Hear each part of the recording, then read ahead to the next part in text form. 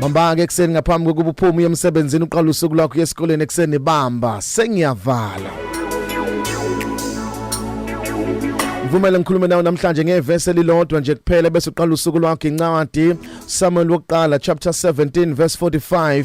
uDavide wayesethi kumFilisti, wena uza kimi nenkemba nomkhonto nencula, kepha mina ngiza kuwe ngegama lika Jehova Sebawuti, uNkulunkulu wempi kaIsrayeli oyeyisile.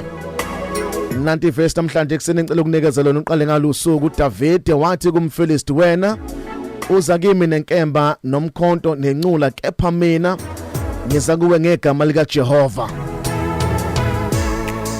Amazwi lawa akhulunywa uDavide ngesikhathi ebona uGoliath emephambi kwakhe, ebona umFilisti besethuka impi kaNkulunkulu for 40 days, ephuma njalo eyithuka impi kaNkulunkulu. Amadoda ayethenjiwe ebonakala ebaleka esaba lendoda uGoliath, ebaleka engakwazi ukuthi azomhlula kanjani.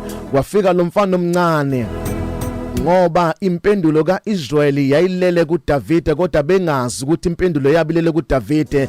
Lo muntu oyimpendulo ehlaliswe ehlane lusizimvu, kanti uyena ophethe impendulo. Ngoba baningi abantu abaphethe impendulo yemndeni yabo, abanye baphethe impendulo yamabandla abo, abanye baphethe impendulo yamabhizinisi abakuwo, abanye baphethe impendulo yasemsebenzini yabo, kodwa bahlaliswe emumva, kanti yibo bazoletha impendulo esimene sikhona. Khona abanye abantu abanganakiwe, kanti yibo baphethe isolution yezwe. Abanye abantu abanakiwe emsebenzini, kanti ibona bayoyisa inkampani phezulu.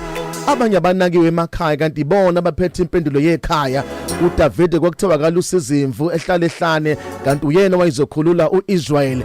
Uthi mayefika abaningi bathi akabuyele emumva, kanti manje sekuyisikhathi sakho sokuthi uNkulunkulu akuveze. Noma ngaba khona abantu ababonakala bengcono kunawe, kodwa mase kuyisikhathi sakho sokuthi uNkulunkulu akuphakamise, uyakuphakamisa. Uthi mayefika umbona uGoliath ephethe inkemba, uphethe imkhonto omkhulu, ufake nezingubo ezinkulu, uza kuya mthuka. Ngiyawathanda amazwi akhulunywa uDavide. uDavide akakhulumi ngoGoliath, kodwa ukhuluma ngoNkulunkulu wakhe. Ukhuluma ngoNkulunkulu wakhe akambonile enaye ehlane. Uthi wena uza ngezinto eziningi, uza ngomkhonto nangencula nakho konke, kodwa mina ngiza ngegama lika Jehova. Angazi namhlanje ukuthi sitha siza kuwe ngani, angazi ukuthi uSathane ukuhlasele ngani. Abanye bahlasele ngeimali, abanye bahlasele ngokugula, abanye bahlasele ngokuthi bevukelwe ngabantu abathile emsebenzini. Angazi ke ukuthi sitha siza kuwe ngani. Mhlambe siza ngomkhonto, mhlambe siza ngenkemba nangencula, mhlambe siza ukuthi nje abantu emphakathini bengabe besakuthandisisi kahle. Kodwa ngifuna ukuthi namhlanje kuseni ubhekane nesitha ngqo, ubhekane noGoliath wakhe, ngoba wonke umuntu unoGoliath wakhe. Noma ungakhuluma ngezilimi, noma ungaba yibishop, kodwa nawe ukhona uGoliath obhekene naye. Noma ungaba yiCEO, noma ungaba yimanager, kodwa wonke umuntu ophilayo unoGoliath akabhekene naye. Omunye ubhekene noGoliath ekhaya, omunye ubhekene noGoliath emshadweni, omunye ubhekene noGoliath ebhizinisini lakhe, kodwa wonke umuntu unoGoliath wakhe. Kodwa ngiyamthanda uDavide uthi sebhekene noGoliath, uthi wena uza kimi ngazo zonke izinto, kodwa mina ngiza kuwe ngegama lika Jehova.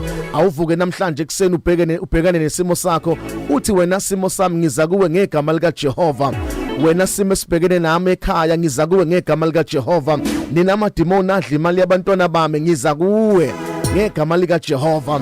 Noma ngabe isimo ubhekene nazo izimalini zakho, yiza kuso namhlanje usitshele ukuthi expiration date yakhe isifikile.